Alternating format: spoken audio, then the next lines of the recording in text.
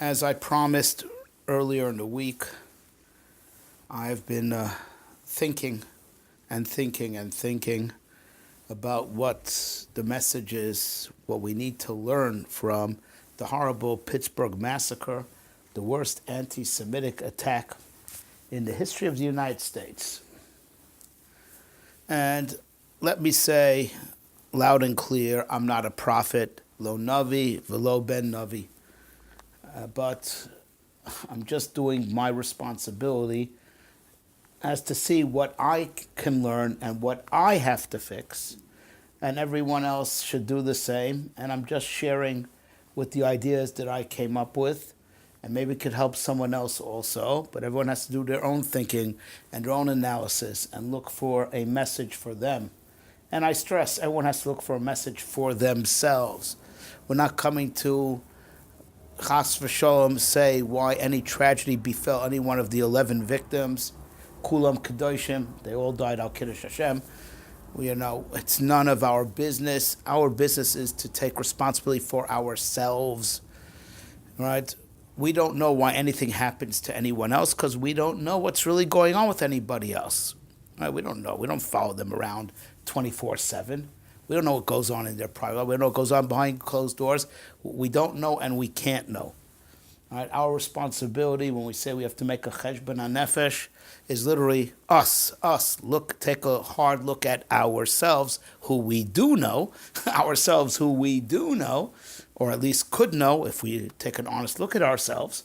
Right? And what can I learn from that? What can I improve? And in there's no mysteries. Regarding what happened to someone else, it's a mystery because there's no way you could know everything. But regarding yourself, there is no mystery. You know yourself and you know what you have to improve. And whenever you see tragedy strike, you have to ask yourself, what can I learn from there as to what I must improve? Right?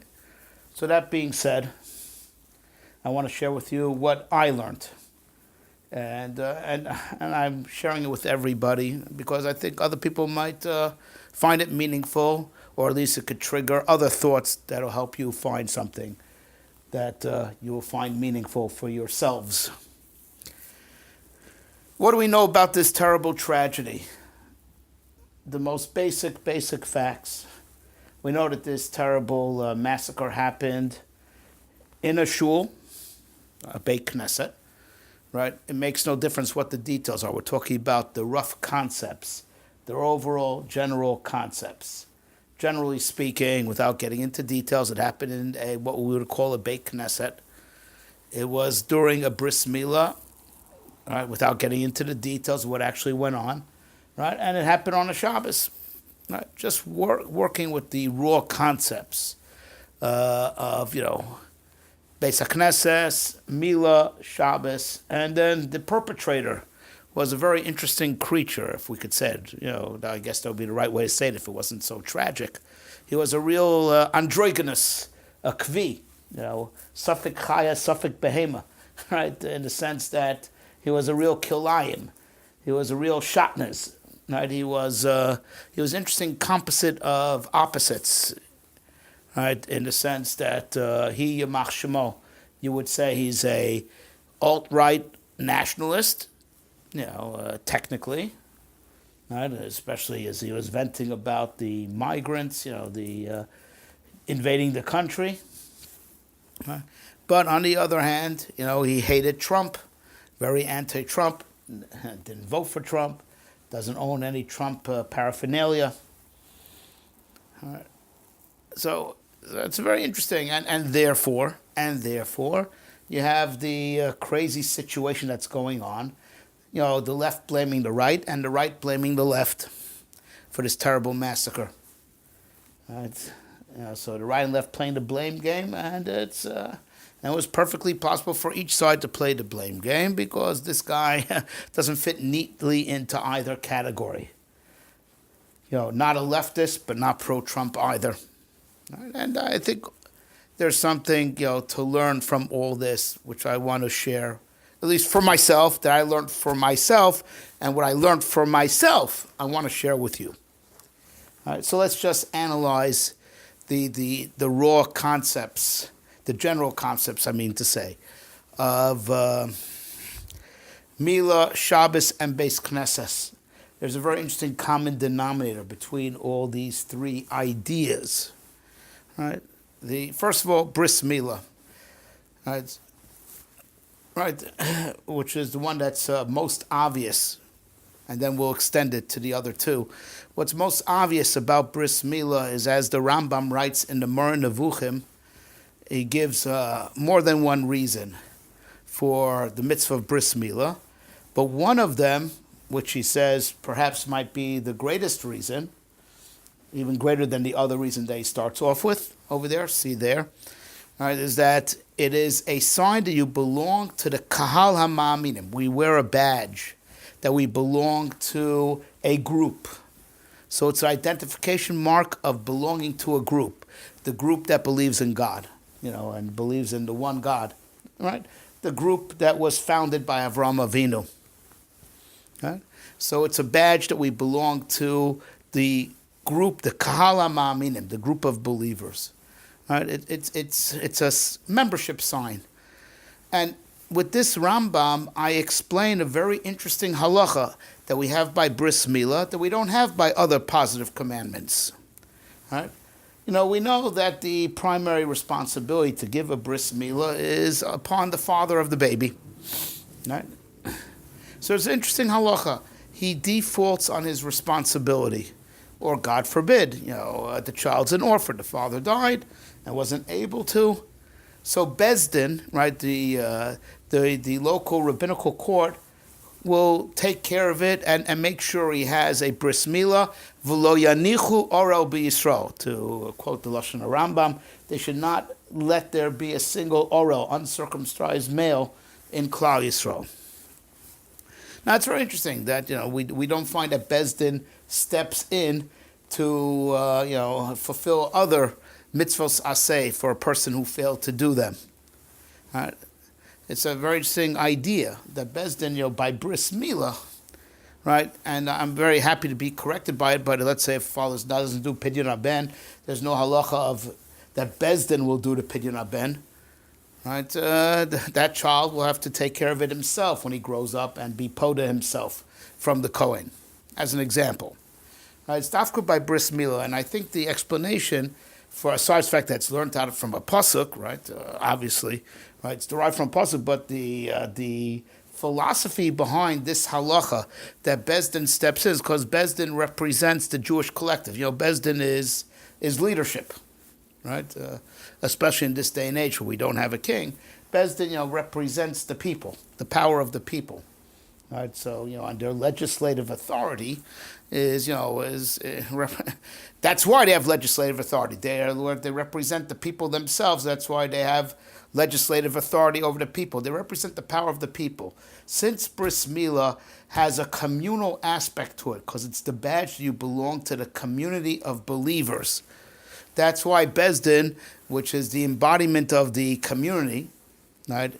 Because they are the leadership, so they're the embodiment of the community, and because they're the embodiment of the community, that's why they are the leadership. It goes both ways, right? So that is why they step in, representing the community, right? The leadership that represents the community that they lead, right? They step in and they do the bris milah instead of the father. Right, because bris milah has to do with the fact that we belong to the Jewish collective. So the Bezdin, which represents the Jewish collective, for reasons that we explain, can step in and do the bris milah. Right? It's an amazing thing.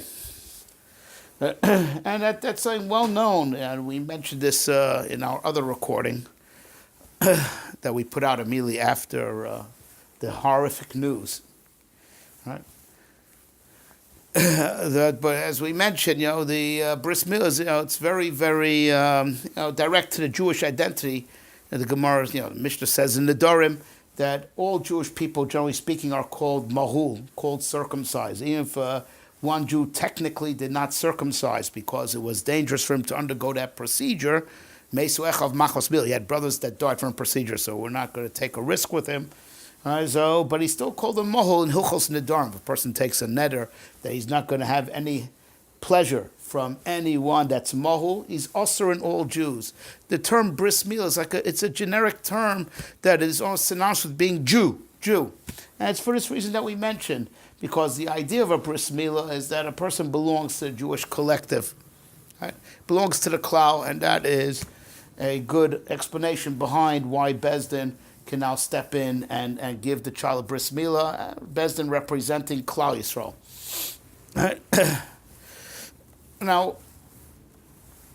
Now a shul, I'm going from the most obvious to the less obvious. So the next up is a shul. So I alluded to it at the beginning of our remarks. A shul is called a Beit HaKnesset, right? A house of ingathering. That's a very strange term. Very, very strange term. Called a Beis Tefillah, a house of prayer, right?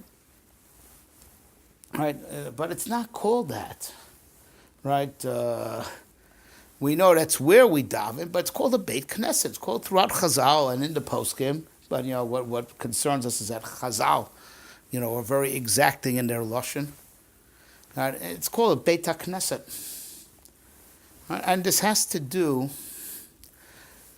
with the famous communal prayer that Esther proclaimed when she, and I'm already pointing towards the solution. It was a communal prayer, right? Communal prayer that Esther declared at the time of the 3-day fast, to overturn the edict of Haman.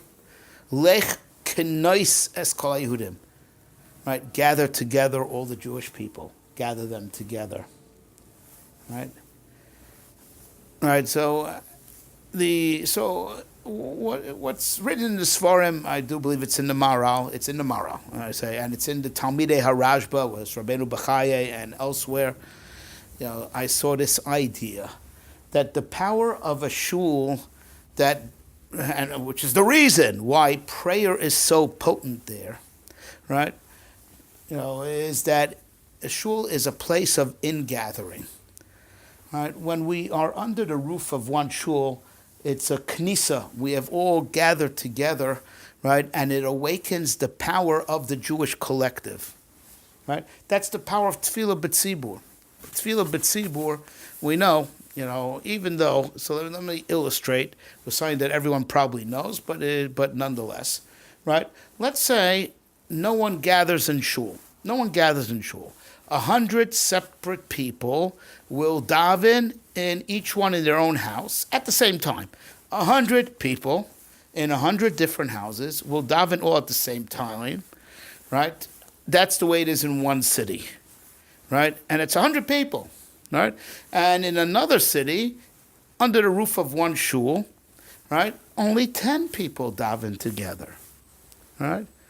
Those 10 people have the high level of tefillah b'tzibur, that they have a special grace with God, that God will accept their prayers. And the other hundreds, even though numerically there were more people davening, but since they didn't daven together, each one davened a tefillas yachid, right, a singular prayer, which is not called eis ratzon, right? It's not called that they have a special time of divine grace, even though they timed their davening exactly together. But they were all, each one in his own separate house. Even though they timed it exactly, they hit Shemona Esrei exactly the same second. There are 100 Yechidim. And it's not called Eis Ratzon. It's not called a time of grace. Whereas those 10 people, only 10% of the 100, but since they gathered together on one roof, that's called a tzibur, it's called an Eis Ratzon, right? And they have all the special things that Chazal promise when there is, when there's a tefillas tzibur. And that's the special kedusha of a Beis Knesset. You know what the special kedusha of a Beis Knesset is? Because it's a place that we get together to unite. Knisa means to unite. It doesn't mean just stam to go indoors, as the Malbim points out. The verb to just stam go indoors is va'asafto. Like va'asafto tokpeizecha, take the lost object into your house, until you find its rightful owner. That's va'asafto, right? Now that's to go in. Knisa is to come together as a unity, like Knessia l'shem shamayim, and that's the power of a Beis Knesset. Beis Knesset is a place to awaken our national unity, and that's what Esther was trying to do. right, to awaken our national unity. Even though we were in, Golus, we were in Golus Paras and Madai, under Achashverosh. We wanted to awaken our nationhood. And that's the power of Tefillah B'tzibur, as the Mal explains. That's why the Gemara says the person who davens Tefillah B'tzibur, it's as if he saved my sons from Golus and saved my Shechina from Golus, because as a tzibur, as a nation, we're directly under God, and that's the power of Tefillah B'tzibur. Because here's the thing we got to remember, right? The special covenant that the Jewish people have with HaKadosh Baruch Hu, which is the covenant that was finalized with the giving of the Torah, it's a covenant of between God and the nation of Israel, not with the individuals. That's why God did not give the Torah to the Avos, even though the Avos were exceptional individuals, the three Avos. And so Yaakov and his 12 sons, Yaakov, Mitaso, Shlema, exceptional individuals. But individuals, as great as they are not a vessel big enough to hold the infinite Torah. You cannot make an eternal covenant with individuals who are here today and gone tomorrow. You can only make an eternal covenant, with a nation, because a nation is a corporate entity that's inclusive of all Jews of all times. That's how you can make an eternal covenant with a nation. And because it's inclusive of all Jews of all times, that's a vessel big enough to hold an infinite Torah. And with this, the Maharal explains that one of the Memches Dvarim Shator Niknes Bahem, one of the 48 tools, 48 attributes that are necessary to acquire Torah is Noseh Ba'olim Chavero. Right? You have to consider yourself, carry your friend's burden together with him. Right? His problem should be your problem. Right? Don't let him carry his burden alone. Help him carry his load with him. Right? His problem should be your problem also. And the Maharal explains, right, because Hashem gave the Torah to a nation. So are you part of a nation or not? You want to be Konet Torah, you got to be part of a nation. What shows that you're a part of a nation is that you feel unified with the nation. His problem is your problem. Huh? And that's the unique kedusha of the Beis HaKnesses. The Sfarim explains, sorry, in the Rishonim, right? The special kedusha of the Beis HaKnesses is not that we daven there. That's the derivative. The special kedusha basically is a place of kanisa, of where we gather together. It brings out our national unity, and once we are a nation, as a nation, we have a special direct line to God. And mimela, we daven there. Mimela, that's what we should do, because when we reveal our nationhood by bringing 10 Jews together, the spirit of a nation is awakened, and that's what the Ramak explains. The 10th man that comes gets schar kulam. He gets the reward of everybody, even if 1 million people come after him. He gets the reward of everybody, including the 1 million that come after him. That's what it sounds like. And he says, because once you have 10, you have infinite. Because the 10th man closes the circuit and the nationhood is awakened. And once the nationhood is awakened, it's inclusive of all Jews everywhere. And that's the power of a Beis HaKnesses. The power of the Beis HaKnesses is that it's a place to get together and awaken our national ethos, our national unity. And Mimela, that's where you should daven. Because Hashem has a covenant to immediately accept the prayers of the Jewish people, not Jewish individuals. Jewish individuals, each one is on his own merit. Where we get a free pass is as a nation, because as a nation we have a covenant with him. All right. And finally, what's a little bit less obvious but also fits into this is Shabbos, right? On Shabbos we are meant, right? We are meant to all be in Rishus HaYochid. On Shabbos you're supposed to make an Eruv. You're supposed to combine. No one should be in separate domains. We should be a single unified domain. Now you could be in separate domains, but life will be difficult for you. You won't be able to carry. You could only carry in a unified domain. That's even between two single domains, right? Between two individually owned houses, each one is its own singular domain. But you have to unite the two through an eruv and make them a unified domain. And there's something very greatly significant in that. Shabbos is a day of being together with the one God, acknowledging that the one God created all. So it's a day where oneness is demanded, like the Zohar says. All right, that's the secret that we're not allowed to carry in a public domain. We don't want public. We want unity. So you could carry on normal life, which involves moving things around, right? You can only in a unified Rishus HaYachid. And, there's a lot. This is a very deep idea. Like I said, Shabbos is the least obvious of the three. But another hint to this is that we know the high point of Shabbos is Shalosh Shudas. That is the high point, the crescendo, right? The high point, the apex, the climax, right, of Shabbos is when we come to Suda Shlishis, which we're supposed to ideally eat right after Mincha. That's called the Shav Rava, the Ravin. There's just tremendous divine grace at that time. So what do we say in Shabbos Mincha? Ata Echad, V'Shimcha Echad, Umi Ka'amcha Yisrael, Goy Echad Bartz. You're one, your name's one, who's like one nation, meaning a unified nation. We're Goy Echad. No other nation's unified like Am Yisrael is unified.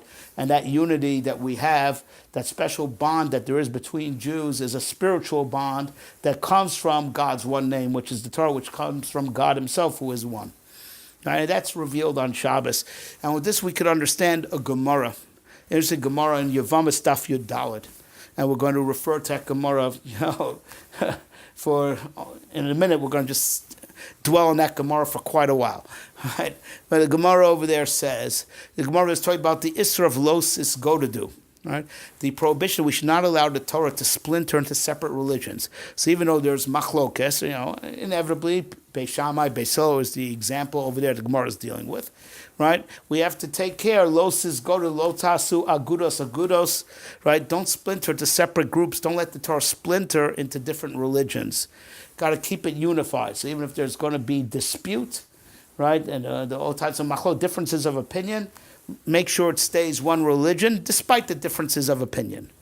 Right? So the Gemara over there has a Havamina, right, that therefore we should not allow any disputes regarding the laws of Shabbos. Everyone should always be in total agreement as far as all Hilchos Shabbos, right?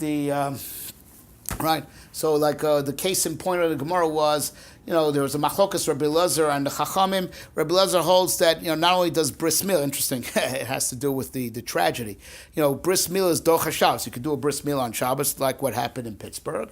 Right, so that's a halacha everyone agrees upon. But Rabbi Elazar holds that not only can you do the bris itself, you can even cut down trees to make coals, to melt metal, to make a milah knife for a bris milah on Shabbos. You're allowed to do absolutely anything and everything involved in performing a bris on Shabbos, including all the malachas necessary to create the milah knife that you use to make the bris.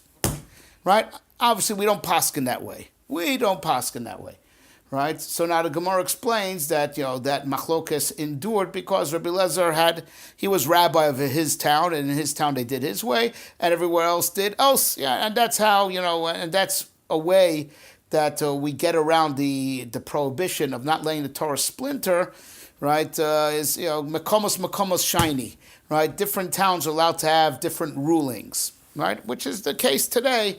I mean, now it's more complicated because there's been a great absorption into America from all the communities around the old world, and in Israel also from all the communities around the old world. And indeed, there's a lot of fighting and dissent because of all different minhagim. But once upon a time, it was considered to be okay because every town is like its own little, its own little fiefdom, whatever you want to call it. So it's permissible. But the Gemara had a havamina that by Shabbos it should be intolerable, even in separate places. Bishum Chumar to Shabbos, because the stringency of Shabbos. We should not tolerate any differences in halacha regarding Hilchos Shabbos, even if those differences are carried out in two different towns. Shouldn't be tolerated. The Gemara, backs down from that. But what was the Gemara thinking? What was that Chumra de Shabbos that overrides the heter of Mekomos Shine, that overrides the principle that the Torah could be practiced differently, if they're both legitimate views, equally academically legitimate. It could be practiced differently if it's in different places. Well, that doesn't apply to Shabbos. And then the Gemara decides it does apply to Shabbos. But what was the Gemara thinking? Because Shabbos is a day of absolute unity. And just like separate places should all be bound by an Eruv to become one, Shabbos is a day of unity, and we should not tolerate any type of disputes in the laws of Shabbos, because Shabbos should be a day of absolute unity. So the answer is that, well, it is a day of absolute unity, but nonetheless the principle of Makamos Shiny does apply, and two different towns could have two different rulings, Lagabe Hilchos Shabbos, and it's not a problem of Los is go to do. Right? So that so one thing is for sure, there's a very solid common denominator between all the Jewish elements of that happened and that were involved in this tragedy. It's also about Klal Yisrael, that we are one nation. We are one nation. We are one nation, and of course, therefore, we have to focus on unity. Right? But now let's look at what there is to learn from the vile animal, Suffolk Chaya, Suffolk Behema, right? The Kvi, the Trump-hating right-wing lunatic, right? What there is to learn, right? We're one nation and we only have each other.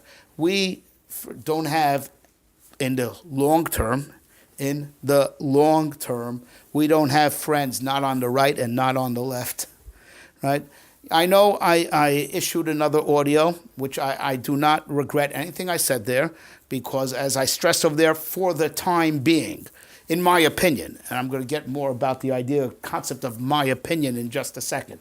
In my opinion, right, currently, at this point in time in our history, right, our ally at this point in time is the Republican Party and President Donald J. Trump, and generally speaking, the right side of the political spectrum. But that is in this point in time. I know that long term, we only have one person, only one thing, whatever you want to call it, only one to rely on. That's Hashem himself, right? And until then, we're going to be like a ping pong ball being shot. We have like 2,000 years worth of experience regarding this, right? At one point in time, by the early Rishonim, right, Western Europe was a great place where Torah was thriving, right? Spain, Germany, in Germany, Rashi and Tosfos, and Spain, even after the Rambam, so then there was the Moors, but then it flipped to being Christian, and there was this another golden age. There's the old golden age of the Rif, the Rimigash, the Rambam, and then the Moors, made it a lousy place, but then it became Christian, and we had the Ramban, Rabbeinu Yonah, the Rashba, the Ritva, the Ran, et cetera, right? So at one point, the Western Europe was, where Torah was flourishing. Then things got really bad there, right? So, and we moved eastwards, right? So there are those from Spain went further east to like Turkey, and then, Eretz Yisrael, and the, Arab countries, and then the Jews from Ashkenaz, went eastward as far as, Poland, Russia, Lithuania, those type of places, right? And then that's where Torah flourished, right? And then things went the other way, right? Times became tough over there in Eastern Europe, so Jews moved back to Western Europe, where Jews were granted, equal rights, particularly after Napoleon, right? That's where, I'm not going to talk about whether they flourished spiritually in Western Europe, but there was just a great deal of tolerance and acceptance of the Jews as human beings, seemingly, right? And then came the Holocaust, and in Western Europe became a bloodbath that extended to Eastern Europe also, right? So it's been a ping pong. We've been a ping pong ball for the last 2,000 years, from the right side to the left side to the right side, and when the Christians seemed to be kind of disposed to us, and when the Moors weren't, that flipped, and then the Christians were the worst to us, and we found refuge by the Arabs, and vice versa. Up, down, all around. Right? So we know we don't have any long-term friends, and that's one message. We only have each other, and we only have HaKadosh Baruch Hu, obviously, and who is the secret of our, just like he's one God, we're one nation. We, the Jewish people, are the one nation under God, the real one nation under God.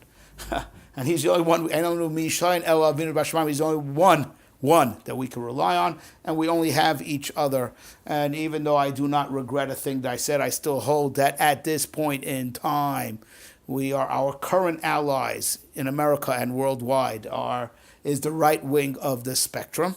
Right? But I acknowledge that that's temporary, like it's been for the last 2,000 years almost. You have 2,000 years worth of experience knowing it's a good ride for now, for now. And I know that. And I alluded to that in my previous audio. Right? But so number one, we have to realize in the long run, no friends not on the right and not on the left. But there's something else to look at over here. That you have the right and left blaming each other. And this is an ideal situation for them to do so, because the guy on one hand hated Trump, so call him, a leftist, because he's anti-Trump.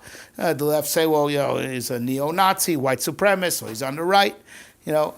Blaming each other and making political gains out of our tragedy, like we mentioned in last audio. All right, horrible, right? We have to make sure that we don't get caught up in it. Because sadly, I'm sure everyone is appalled by what I said in this audio, and certainly by what I said in the previous audio, meaning Jews who are leftists. Think that Donald Trump is, the greatest evil in the world. Now, of course, I disagree with them vehemently, right? But what I have learned from this tragedy is that even if you think I'm dead wrong, and I think you're dead wrong, right? We are one people. We cannot let the divide between right and left that's ripping up the world right now and pushing the whole world to civil war. Mark my words, right? You heard it here first, but you probably thought of it even before I said it, right? The next world war is going to be a worldwide civil war of right versus left. This division of right and left is ripping through not just the fabric of American society. Oh, it's been going on in Israel even before America, right? And it's going through Europe, right? The world is going to divide into teams of right and left. We have to make sure that's not going to happen to us, that we're not going to get caught up in that fray. We're Yisrael, right? We're Yisrael, we're Yesharim, we're right down the middle. We take the best from both sides. We take the best that both sides have to offer, right? And we're not going to be on any one side. And when this happens, and it's already hit the fan, right? But it's only going to get worse. Mark my words. We have to make sure that we're not going to get swept up in this. So even if I'm going to argue for the right and another, my fellow Jew, is going to argue for the left, right? He thinks I'm wrong. I think he's wrong. We still have to stay one people and look for the common denominator. Without me in any way being required to back down from anything that I say, and without him being required to back down from anything he says. Let's go back to that Gemara in Yavamis, right? The sugya of losis godadu, right? The prohibition of not letting the Torah splinter into different religions, which would mean that the Jewish people, God forbid, would splinter into different peoples, right? That's prohibited. So how did the Gemara get into that discussion? Because, Beis Shammai and Beis Hillel had a very severe dispute. That this dispute alone could have ripped up the nation, if not for the fact that Beis Hillel and Beis Shammai were bigger people, right? Much bigger people than us, obviously. They had a machlokes of chayave krisus. Right? The case was yibum, right? You're not allowed to marry your brother's wife. But the Torah gave a special dispensation if the brother died without children. He was married, died without children. You could marry his wife to perpetuate his name. That's if he died without children. If he had children, to marry his wife is a cardinal sin, which is chayev kares, and the child from such a union would be a mamzer, a bastard that can't marry a regular Jew. God forbid. Right? Question, the machlokas between Beis Shammai and Beis Hillel was the following scenario, right? The man was married to two wives, right? And he had no children from either of them. One of them was his brother's own daughter. He married his niece, which is permitted. He married his niece, right? His brother's daughter, right? That was one of the wives. And there was another wife that was totally unrelated to anyone in the family. And he dropped dead without any kids. So Beis Hillel says, you obviously are not allowed to marry your own daughter, God forbid. So obviously you can't do yibum and marry your own daughter, even though your brother died without kids, because your daughter. But Beis Hillel says that so she's an erva. The tzoras erva, the co-wife, also, just like the daughter is off the hook. She doesn't have to marry. Obviously, not going to have to marry her father. Obviously, it's prohibited. So just like she is off the hook, so also the co-wife is off the hook, and she doesn't have to marry that brother. If the only living brother was the father of one of the wives, as per example, then the other one is off the hook. They just call it tzoras erva, and it's talking about when there's no other brothers in the household that both wives can marry. Okay. So once one's off the hook, they're all off the hook. That was the opinion of Beis Hillel, who obviously we paskin like, we always rule like Beis Hillel, right? Beis Shammai matir, and that's what Beis Shammai says, all right, don't marry your daughter, marry the other one. And Beis Hillel says, no, once we rule that she doesn't have to do yibum, then she goes back to being prohibited with the regular prohibition of a brother's wife. Because once the special dispensation it doesn't apply, then the serious capital offense of kares, right, of marrying your brother's wife applies. So what Beis Shammai would consider a mitzvah, you're doing the mitzvah of doing yibum on the other one. That's not your daughter, as per our example, right? So Beis Shammai says you're doing a mitzvah. Beis Hillel says you're doing a terrible sin, which is chayiv kares, and the product of that union is a mamzer. Right? Ooh, that's big. Right? And you know what? The Mishnah goes on to say they stayed friends. Beis Shammai, Beis Hillel. They argued, they stayed friends. And out of that, they intermarried. Right? So the Gemara first thought and said, well, maybe Beis Shammai didn't follow through on their ruling. But the Gemara does conclude and proves they followed through. Oh, and they did it. They did these unions, which they considered a mitzvah, and Beis Hillel considered a cardinal sin. They did it. And you know what? Even though they had a bitter disagreement, I say bitter in terms of content, not bitter on a personal level. That's the point. They weren't bitter on a personal level. It was a bitter conflict, academically, that what one considers a mitzvah, one considers a cardinal sin, and regarding the product of that union, one considers it a bastard that can't marry into the nation, right? You know what? They still held it together. And you know what? They intermarried. But what does it mean they intermarried? So the Gemara explains and qualifies. Not that Beis Shammai said, out of love for us, you're going to have to back down from your stringent position that you consider some of our kids bastards. No, they didn't demand that from Beis Hillel. They did not demand it from Beis Hillel. But no, they just said, look, Beis Hillel, this girl, according to your understanding, is a bastard. All right, don't marry her. But this girl, that's no problem. So let's do a shidduch, that boy to this girl, because you would agree that that's a permitted union. They looked for the common higher ground. But they didn't demand from each other to submit to their view, right? That the famous saying says, why fight? Just do it my way. That wasn't that way with Beis Hillel and Beis Shammai. They each did it their own way. And they didn't, and out of love for each other, they didn't say, if you love me, you'll do it my way. No, they didn't say that. They said, I love you and you do it your way, right? I think you're wrong. But you'll do it your way and I have to swallow that. And you think I'm wrong, but I'm going to do it my way and you're going to have to swallow that. But here's a boy and girl that could marry according to both of our opinions. So let's look for the common denominator and hold it together. So this is what I say, right? Mark my words. This country, right, and the whole world is about to be ripped up with the bitter war between right and left. It's only getting worse and worse and worse, with each side blaming the other for toning up the rhetoric, right? Each one accusing the other one of blaming, but it's escalating. It's escalating.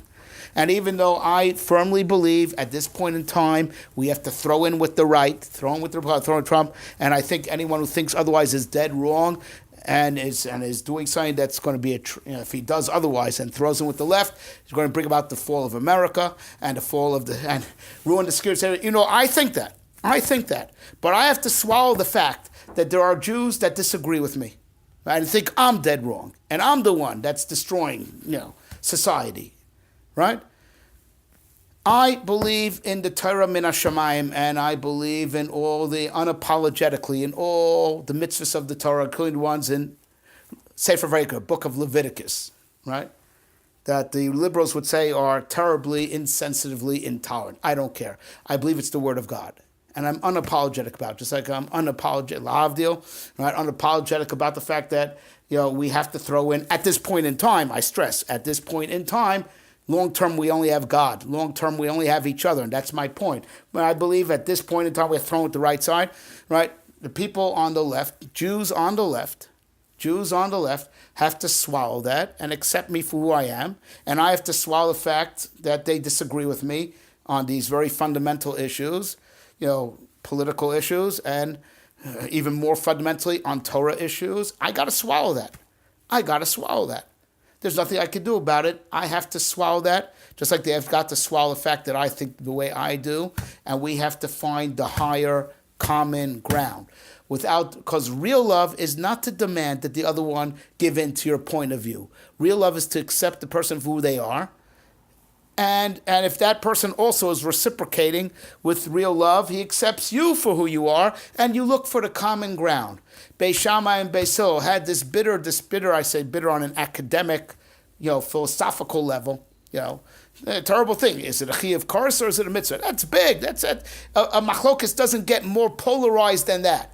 Is this child going to be a kiyum mitzvah? Is this child going to be a mamzer? It doesn't get more polarized than that, right? And they still found a way to live together in total love and harmony, without relinquishing their positions. They just look for the common denominator. That's what we have to do, and that is the message, right? And that's why it happened at this time, as the country is ripping itself up, and the whole world's ripping itself up in the strife between right and left with the elections just next week, right? And I have my opinion, which I have already stated, right? And others have, a diametrically opposed opinion. We are all one people. We have to make sure we, the Jewish people, stay one people. And that involves us swallowing each other's differences of opinion, right? Accepting that and choosing the higher common ground, because we are one people and we need each other to be that mega vessel called a nation, right? That has the special relationship with Hashem, and which is the only vessel big enough to hold Hashem's Torah. So for the sake of that higher good, got to find a higher common neighbor and stick together and not get caught up in the waging war between right and left. We got to find our higher common ground that's above the fray. The fray. The fray. The fray. The fray.